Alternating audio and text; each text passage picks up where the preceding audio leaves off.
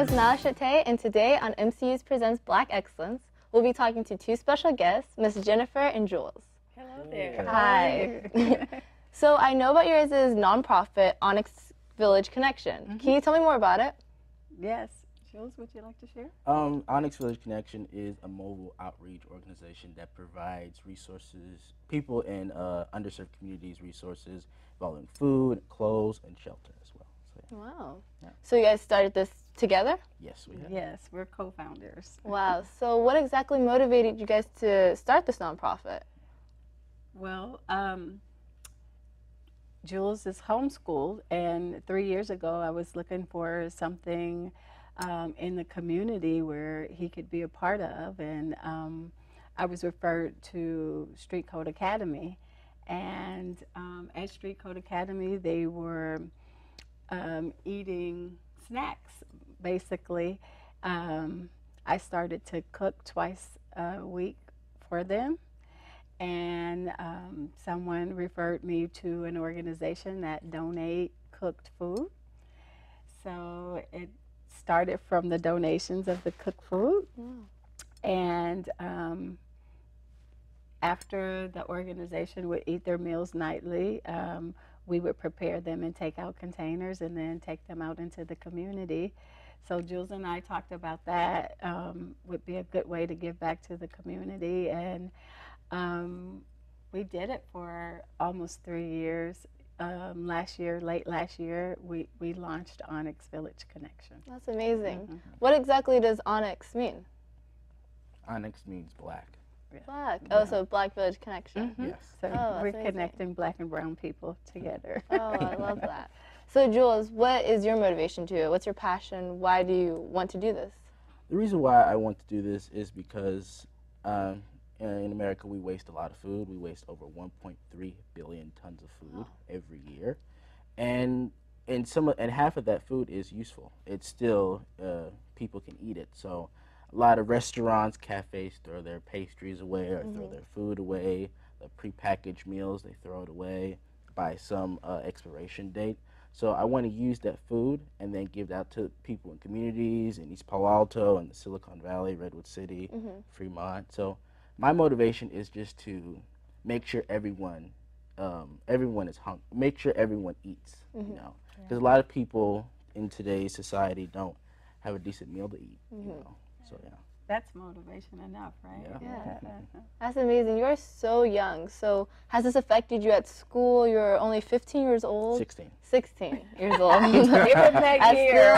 Still extremely young. Yeah. So has that affected you? A little. Yeah. It's not as much. I still, even my mom would say, like, I focus more on the business than school. Like, So, I mean, I have a little, it's just. Well, I just have to keep him focused. He is an entrepreneur at heart. So he's very, very passionate about this business, and makes me feel really good because a typical 16-year-old wouldn't be out in the community servicing the community, right? So I feel blessed that he's passionate about giving back to his community.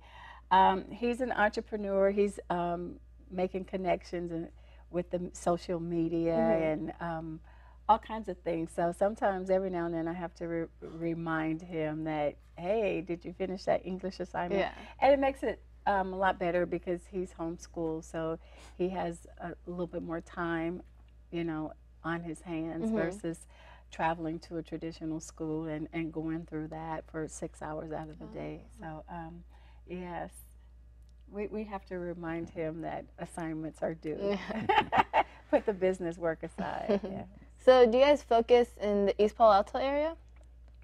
Mainly. Yeah, we live in East Palo Alto, so that is our priority. Yeah. But if we have an excess amount of food, then we're going to our neighboring cities and providing it. So nothing's thrown away. We don't refrigerate or warm things over again. So in a given evening, after we service 3 different organizations in East Palo Alto, and that's Street Code Academy, a college track, and Epicenter Arts. So they're all in our community, and whatever food is left over from the students and those organizations, again, we prepare those to be taken out into the community and to feed the hungry. So nothing's thrown away. So have either of you guys made any connections with the people that you've fed? How have they reacted to your guys' giving? Oh, wow. We have interesting stories. We can stay here all day. But we really made connections with them, like, when they got to know what we do and, feeding them every single day. And it's like, we consider them as our family instead of our clients. That's amazing. So. Yeah, well, I mean, sometimes it was a little bit challenging, and it took a while for them to open up to us. Okay. But when they realized that we came in love and there was no other ulterior motives behind doing what we were doing, then they started to receive us in better ways, and now they look forward to seeing us. Jules says that their demeanor changes as we're approaching them, and yeah, we made a lot of friends and a lot of contacts. And the goal of Onyx Village Connection is to feed you a hot nutritional meal, but the ultimate is to partner you as an individual with other organizations or business to get all of your needs met. So we know that we can't meet all of your needs. We could give you a nutritional meal, but last year we partnered with Ravenswood Clinic, and we had a mutual client. So the clinic obviously took care of our client's needs, and together we did some things to help the individual. So that's the goal, Yeah, that's incredible. That's the goal. If you wish that you knew more computer skills or knew more about computers, then maybe you could come to a street code. If you want to learn how to play an instrument, maybe you could visit Epicenter Art. So the goal is to partner people in our community and surrounding communities with organizations and businesses to get their needs met. But our priority is food. So how has giving so much, how has that affected you as a person? Do you feel the positive impact that you're making? Yes, every day, because it's like I'm doing something. Like, I've been giving back all my life. Since I was 5 years old, every Christmas Eve, my mother and I, we would give out cookies and muffins to the homeless, because before we lived in San Jose. So it's like impactful every day. So it's like I know when I go to bed at night, I know that someone has their meal in their hands, and they have energy. Because we all need to eat. That gives us energy to move. And some of them don't. So when we give them that, it's like they feel good. Yeah. So would you have like a message for other youths who aren't doing as much as giving back to the community, that's something that can motivate them to start giving back? Good question. Just to give back as much as you can. Start. I would say start. I think that in society, and it's not even just with youth, the needs are great, right? And a lot of people are overwhelmed with that. So I just say start small. And if we ask people to volunteer once a month in our organization, not every week, but once a month. And then you could start small, and you like it, you could say, well, maybe I'll do twice a week, or something like that. So with students, find what you're passionate about and start there. He volunteered at a ranch one time, with horses, because he was passionate about horses. So find your passion and start. So how do you spread the word about your organization? We have Instagram, Facebook, Twitter at Onyx Village Connection. Okay. We have our website, onyxvillageconnection.org. So we spread our website. We spread the word from giving flyers out to the community, libraries, or like YMCA's and all that, just to tell them what we're doing in the community and how we're impacting our community. Yeah. It's incredible. So you guys are mother and son. Yes. So how's it like working together? You guys ever butt heads? Challenging. Got that right. Even though I love my mother, sometimes we have our different opinions, and you know, it's always her way. Sometimes, but she listens to my opinion, and we work on Yeah, it. So, I listen to his opinion, but it's what's best for the business, right? The organization. So, and then I know that he comes at it from a different perspective, right? And I'm open to that. But when it's all said and done, it's about the business and the people that we're trying to service. Yeah. But pretty much, we get along pretty good. Yeah. So what is your biggest joy about your entire organization that comes out of? What's your biggest joy that you get? Seeing the smiles on the people's faces that we feed, and the gifts that they're willing to give us, and their prayers.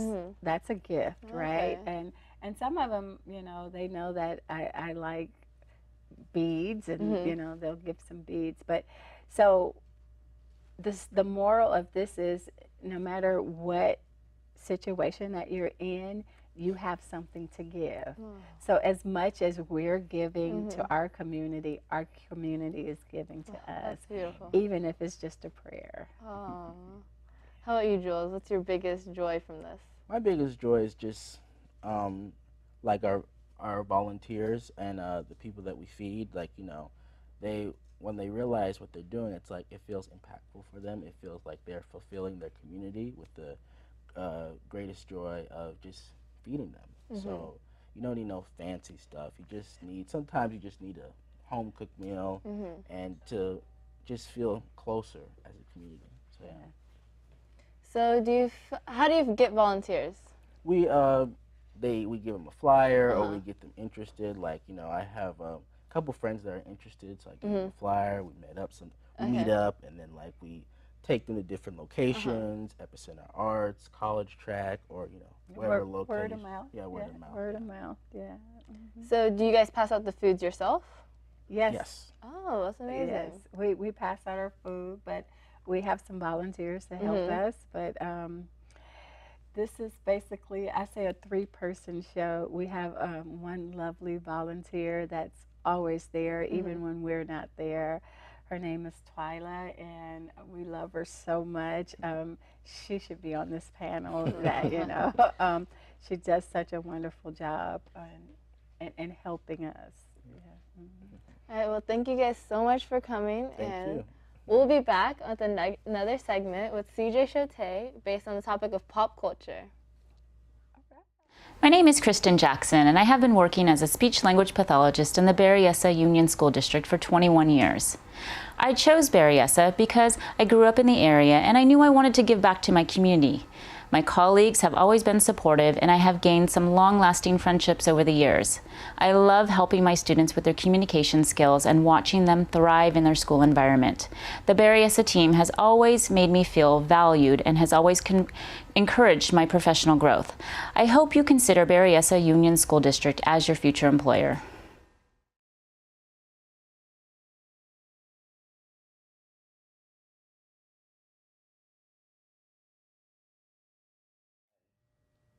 Welcome back to MCU Presents Black Excellence. Now we're back with CJ Choates, and we'll be talking about pop culture. So, CJ, who is your favorite person in the music industry right now? Favorite person in the music industry it's a very hard question, but simply because my musical interests are so varied.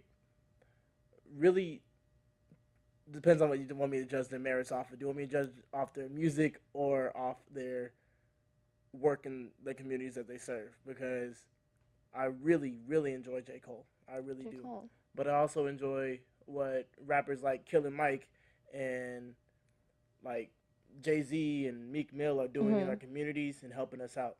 So if it's just a slash of tunes, I'd say J. Cole. But if I could sit down and chop it up, I'd have to say Jay-Z. Okay. All All right, so what are your thoughts on the music industry with hip-hop today? What are your thoughts on how they produce music and their means behind their songs? What I like about hip hop today is a lot more of the artists are starting to own our own masters and own their own, own the rights to their own music. So, back in the day, what a lot of record labels used to do is they used to find a new up and coming artist, have them make their best songs, Okay. and own them, point blank. Period. Can you elaborate on that? What do you mean by own them? Basically, when they found a new artist, they would sign them to the record label with a small stipend of what a young artist from a disenfranchised family what they would think would be a lot of money. Okay. So they would hire that person, have them sign a contract for X amount of years, which means that they lose the rights to the music that they write and record. Therefore, they see less revenue for the streaming revenue and the plays and the commercials who use their music, the people playing it on YouTube, and people cover it, stuff like that. So the record company gets the money from those rights rather than the musicians. Okay, so what you're saying is now they're lessening of that. Yes, artists like Chance the Rapper, no label, no record label. He brought himself up. Oh. He owns his own masters. Artists like Soulja Boy, actually. Soulja Boy back, when was Crank That made? I was like 7. When Soulja Boy released Crank That, he was 17 years old. He owned his own masters. Oh. He had no record deal, no record label. And now I believe he's worth $30 million. Oh, wow. If I'm correct. You're going to have to fact check me on that. But yeah, he's worth $30 million. His song Crank That was one of the top one of the top ringtones. So he got so much money from that. Then he started his own businesses at this age, which are kind of going under right now. Regardless of that, yeah, it's just a matter of how artists today are trying to take control of their music and let the artist make the art. Okay, I like that. So do you think that today's hip-hop artists, do you think that they're giving off good messages in their songs? I'm going to put it like this. The modern state of hip-hop is constantly fluctuating. Okay. You have artists like JID versus artists like Lil Pump. Okay. It's a matter of some artists are truly making their art to reflect what they want to happen in life, while other artists are making their art to reflect what has happened in their lives. Okay. So artists from more impoverished areas who grew up around more violence and more drugs and more gangs, artists like those, they're going to rap about their experiences. So if you grow up experiencing negative things, you're just going to reflect in your art, pretty much. Okay. While some artists grow up experiencing those negative things, they decide to put it in their art in a positive light, trying to change those things, trying to rap about putting away the drugs and the guns and the violence, rather than trying to keep perpetuating those negative activities. So it's really which artist you choose to listen to. Really, honestly and truly. That makes a lot of sense. So how do you think pop culture has changed in the years? I believe you're 17 years old. Do you think it's changed from when you were younger to now, and was it for the better? I grew up in the early 2000s. I grew up listening to, actually, my sisters really put me onto modern music. My father and my mother had me listening to the oldies, Temptations, Jackson 5, stuff like that. So I grew up listening to more modern music when I was with my sisters, and I was listening to Usher, Aaliyah, Tank, Tyrese, stuff like that. So when you look at I'm flipping it from hip hop to R&B. When you look at the R&B aspect of it, it has changed a lot. Because I think Jacquees would be like the hottest R&B artist right now. And when you think of Usher versus Jacquees, it's really a question of what's changed. Yeah. And what hasn't changed. Because Usher was more seductive in his music, while Choates is more forward. Okay. I'll say. All right. So now we're going to switch the topic to an artist known as Nipsey Hussle. So there have been multiple shootings of artists, and most likely they've been hip-hop artists. And the most recent one being Mr. Nipsey Hussle. So do you know about this? I do know about the tragic shooting of our brother Nipsey Hussle. Okay.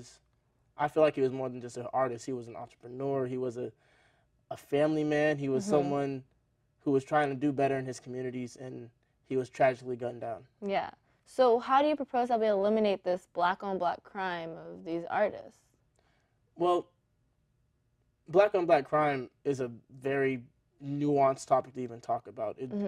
It's developed simply because, look back 60 years ago, they started throwing in guns and drugs into black communities, and every time a black leader would try to stand up in the communities, they would mysteriously be killed. Okay. I'll say that. I know for a fact that as a black man, the goal of a black man is not to kill another black man. That's not what we do out here. That's not what we want to do out here. It's a matter of us as a community talking to each other and showing love and expressing just positive feelings towards each other rather than the constant negativity that we feel. As a black man, and as a young black man in America, I feel like often I'm stigmatized to not show emotion in a positive light. If I'm standing around some people and they see me smile and they be like, "Why are you so happy, boy? Yeah. Why are you so?" It's a matter of us destigmatizing emotion in the black communities so that black men aren't so angry at each other all the time. And that's honestly what we have to do. Okay, so more about Nipsey. What are some of the positive impacts that he's done in his community? Nipsey Hussle? Well, here's a story that I was reading online. Okay. In which he described, this is back when he was alive. Okay. He was making a video with, I'm sorry, I forgot which company it was, which production company. But he had an interview with them, and he described how growing up, him and his brother and his friends used to always hang out in this one shopping complex area. And they were just chilling. They wasn't doing anything wrong. They was just chilling. I guess people could call it loitering, but they constantly were patrons of the area, so it doesn't, I wouldn't really have felt any type of way if I were in the landlord situation. But one of the store owners constantly told them to leave, constantly told them to scram, get out. What Nipsey Hussle did was he bought the shopping area. Wow. Opened up his own stores. Hired impoverished people in his communities. He was hiring drunk people. He was hiring homeless people. He was hiring people who had felonies and couldn't find jobs otherwise. And he was trying to help them turn their lives around.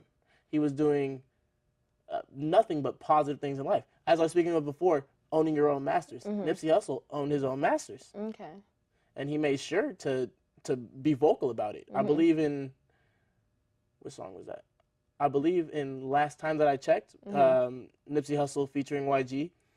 YG remarks about how Nipsey owns his own masters. So, okay, on that topic, there are a lot of artists who come from impoverished neighborhoods and they leave and don't come back. And Nipsey did the opposite. He came back to his old neighborhood and he made sure to make improvements. But we know how it ended, with him getting shot in his own old neighborhood. So how do you feel other artists should do? Do you think they should not come back after they've made it big, or? Well, I believe that you may have used wrong wording when you say that we know how it ended, because the marathon continues. Nipsey Hussle's legacy is going to be felt for generations to come. And I feel like artists who don't recognize where they come from will never succeed very much in the future. If you come from an area where someone like you may come up again, you should be doing everything in your power to help them out. It's not a matter of stay away from, I'll say, the hood. It's a matter of pray for the hood and help it. because no one else is gonna. No one else is but us. So have you heard the comments from Laura Ingraham, and how do you feel about them?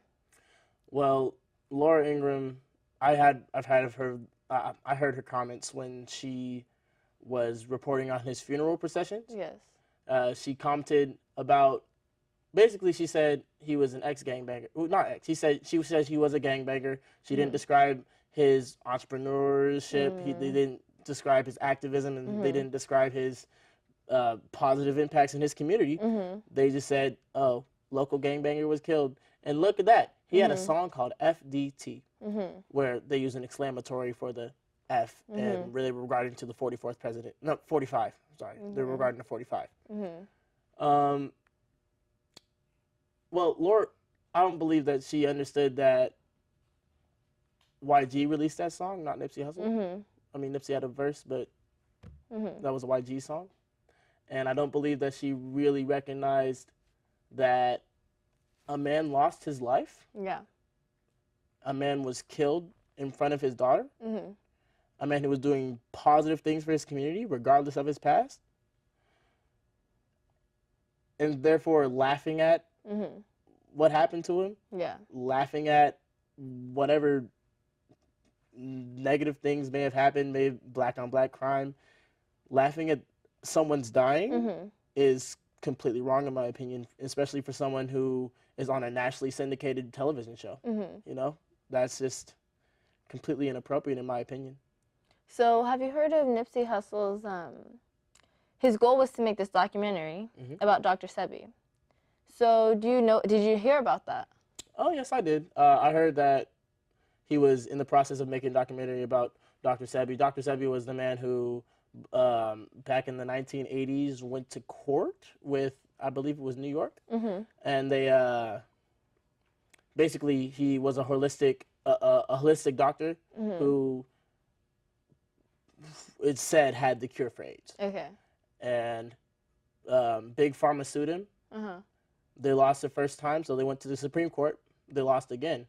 Then Dr. Sebi was mysteriously killed. Wow, that's insane. Well, not killed, but allegedly killed. Let's say that.